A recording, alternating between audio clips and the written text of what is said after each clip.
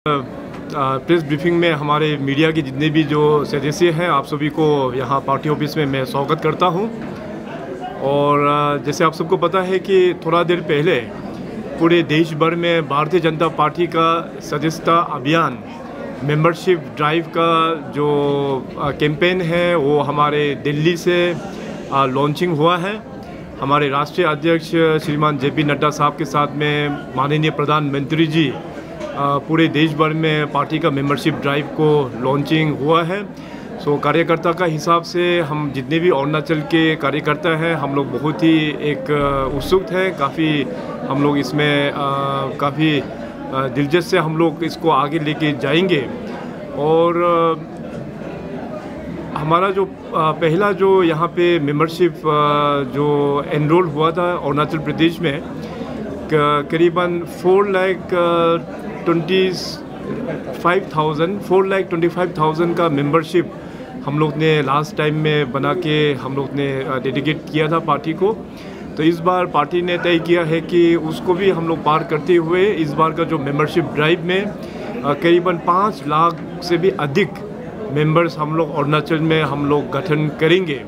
और हमें पूरा विश्वास है कि भारतीय जनता पार्टी का साथ में सभी लोग जोड़ेंगे। और ख़ास करके जो पिछले 8-9 सालों में अरुणाचल प्रदेश को लेके जो काम हुआ है, केंद्र में भारतीय जनता पार्टी के सरकार और स्टेट में भी भारतीय जनता पार्टी के सरकार, जिस प्रकार से डबल इंजन का सरकार ने जो परफॉर्मेंस दिखाया है अरुणाचल प्रदेश में, उसमें क्लियर रिजल्ट्स जो आया है जनरल इलेक्शन 2024 का जनरल इलेक्शंस में हम लोगों को देखने को मिला। 2019 का जो जनरल इलेक्शन से भी बढ़ के भारतीय जनता पार्टी को बहुत ही एक सपोर्ट, पब्लिक का आशीर्वाद इस बार हमको मिला है।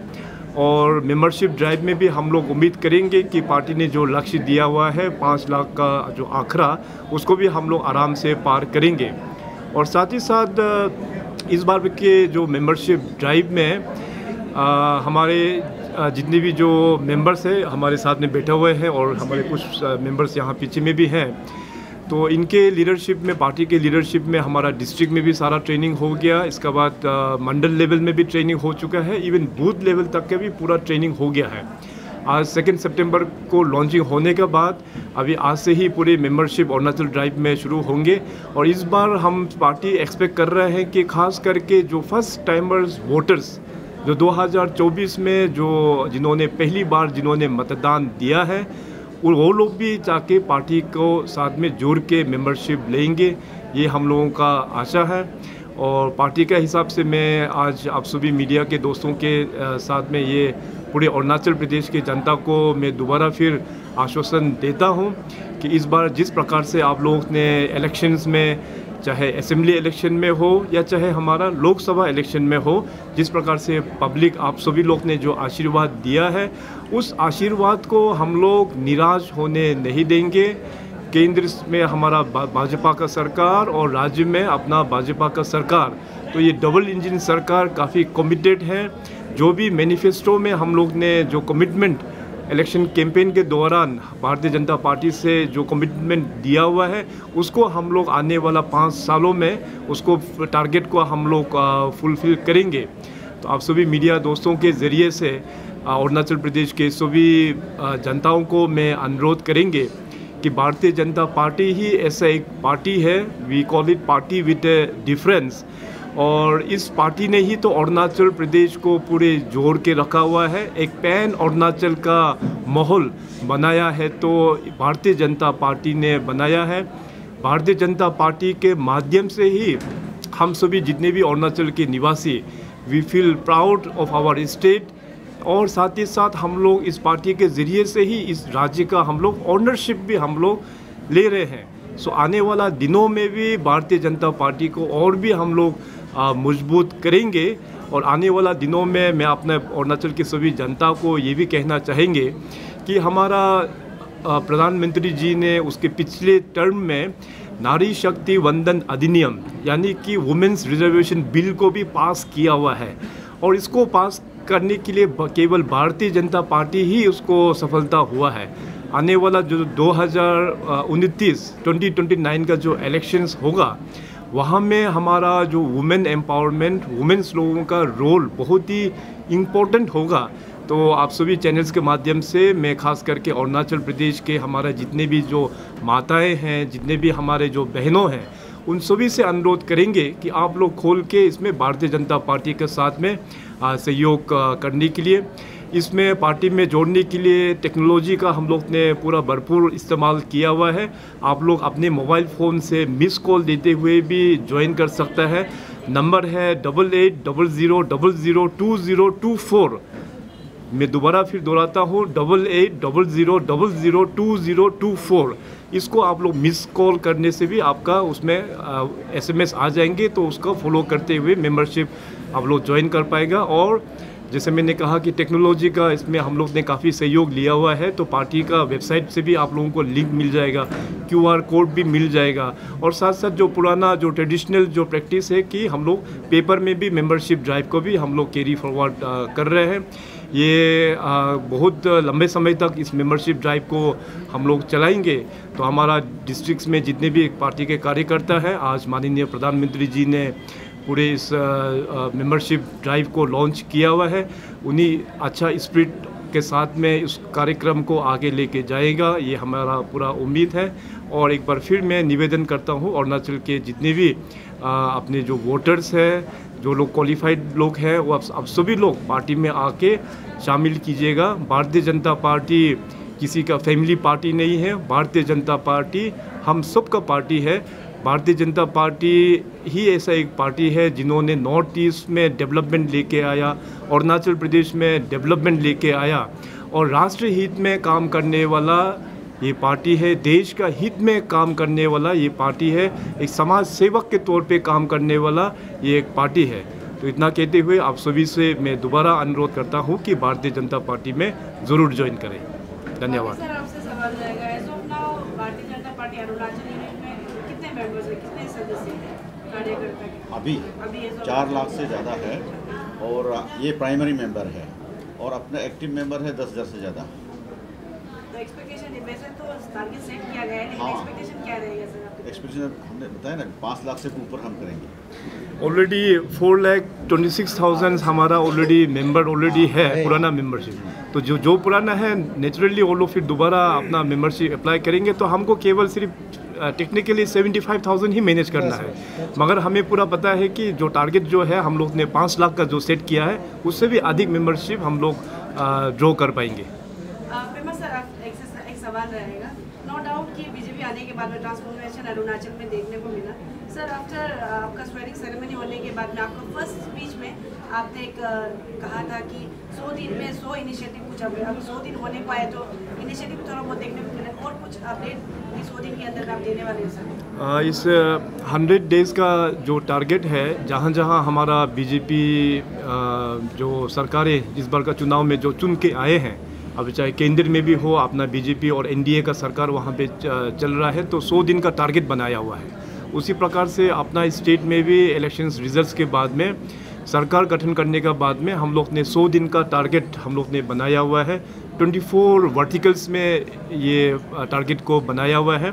अभी 100 दिन कंप्लीट होने के लिए कुछ ही दिन बाकी है, तो 100 दिन से पहले ही मैं अभी बहुत जल्दी कैबिनेट में रिव्यू लेते हुए 100 दिन होने का बाद में ये 24 वर्टिकल्स को मैं पब्लिक डोमेन में हम लेके आने वाला है। Thank you. माफी चाहूँगी, मेरा सवाल जो आज के प्रोग्राम से रिलेटेड नहीं है, लेकिन ये सियांग डैम के ऊपर रिलेटेड है।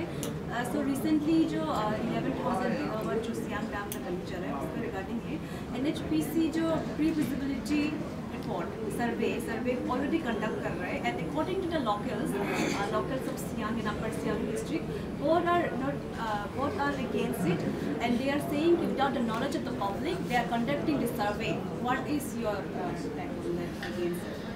मैं सबसे पहले आज आज के इस मीडिया ब्रीफिंग में बहुत अच्छा तादाद में अपना मीडिया के दोस्तों भी आया। मैं आप सभी को देखिए, जब भी हमारा इंटरेक्शन होता है मीडिया के साथ में या पब्लिक के साथ में इस सियांग के प्रोजेक्ट को लेके जो इंटरेक्शन होता है, तो मैं सबसे पहले मैं यही कहता हूँ कि सियांग जो है केवल एक हाइड्रो पावर प्रोजेक्ट, हम लोग जैसे मीडिया के दोस्तों आप लोग भी सीधा सियांग डैम बोल के पूछ देते हैं, सियांग हाइड्रो प्रोजेक्ट बोल के पूछ देते हैं। हमारा कहना ये है कि सियांग जो है एक मल्टीपर्पज़ प्रोजेक्ट है। हाइड्रो पावर तो उसका सेकेंडरी है, मल्टीपर्पज़ सियांग मल्टीपर्पज़ प्रोजेक्ट है। नहीं, I will get back to your question. तो मैं ब्रॉडली देखिए आपके चैनल्स के माध्यम से ये बोलना चाहेगा कि सियांग मल्टीपर्पज़ प्रोजेक्ट का गठन, इसका जो आइडिया कैसे हुआ।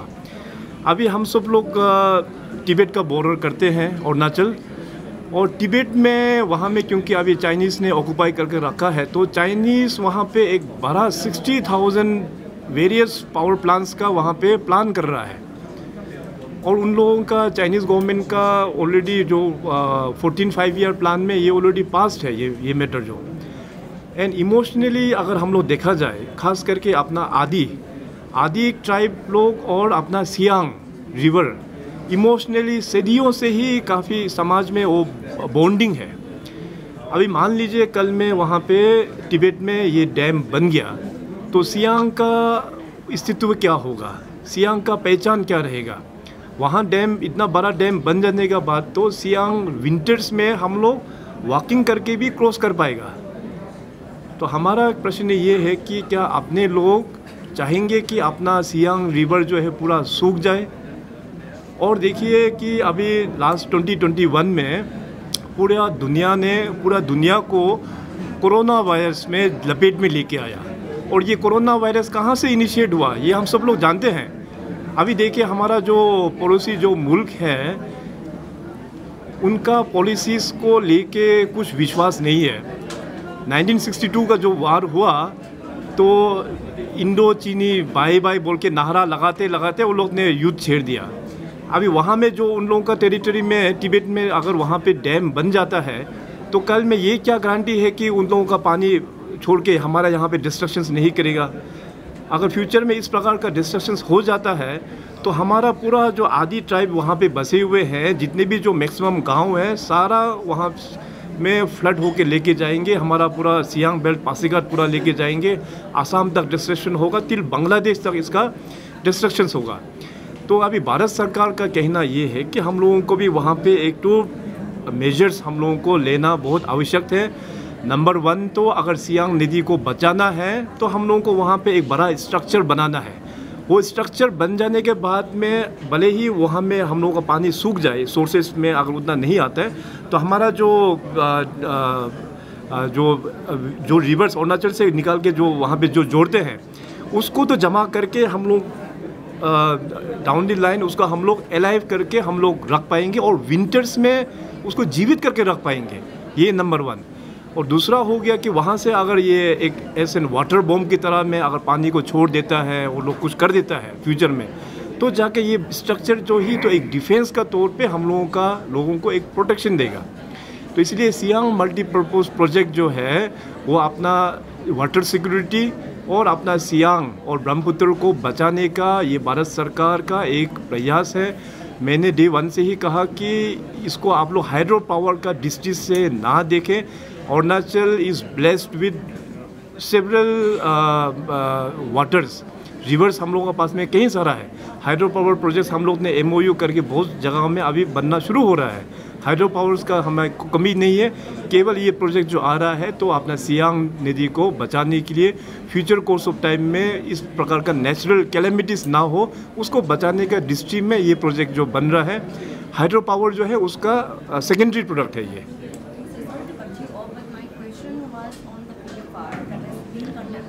PFR को लेते हुए ऑलरेडी राज्य सरकार के ओर से हम लोग ने एक ऑफिशियल कमेटी का भी हम लोग ने गठन कर दिया है और वहाँ के लोकल जो लोगों का एक कमेटी है वहाँ पे, और लोकल लोग जाके अपने वहाँ पे अपने भाषा में आदि में लोगों को समझाएंगे कि ये प्रोजेक्ट का क्या इम्पोर्टेंस है।